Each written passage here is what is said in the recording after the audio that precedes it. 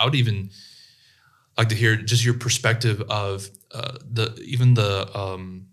maybe we'll get to a local church context, but just from a more of a kind of a big C or a global church, how do we begin to walk forward, addressing or recognizing the current state of our culture? Yeah. I've been really encouraged with how much we're starting to use as a Christian culture, image of God language, Imago Dei. It's important. It's really important.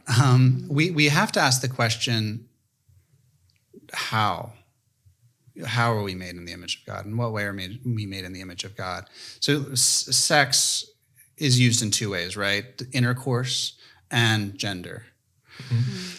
So when it says there in Genesis 1, and he made them, and let us make man in our image, male and female. He made them in his image. That's important. It's really important. So like we're not allowed to, if we're looking at that passage, disconnect what it means to be human from being sexual beings, sexual creatures. But sexual creatures doesn't just mean intercourse. And we do that like translation naturally, to our detriment. It's wild because culture is onto this, but we're not, because we see the reduction of intercourse in hookup culture, but then we also see the reductionism of gender.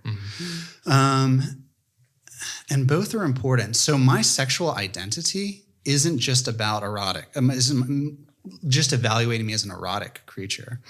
I'm a sexed individual. I'm a gendered individual. So when it comes to living into my sexual identity, it does mean learning how to be a good male friend, how to be a son, how to be a brother, how to be a groom, right? Brotherhood, all sorts of aspects that are really important. And it's all embedded there in Genesis 1, as well as temple, right? So temple, so priesthood, and we're priests of our bodies, right? We're priests of our bodies, which is really dignifying. And really important, because I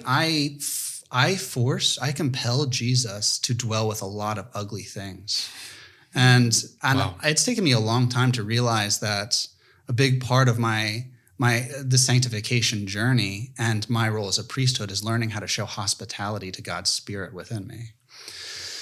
Wow, I love the way that you just put that. Yeah. Like showing hospitality to like his Spirit. That lives in us. Yeah. Yeah. That's good. Yeah. Sorry, keep going. I'm just going to sit on that for a little bit. Yeah. Sure. Yeah. So Colossians 3 is good for that. Like put away, and it lists a bunch of emotions that live inside of us, and then put on a whole host of other emotions. And Paul is trying to teach us how to practice hospitality, not just to the people around us, right, but to God's Spirit within us.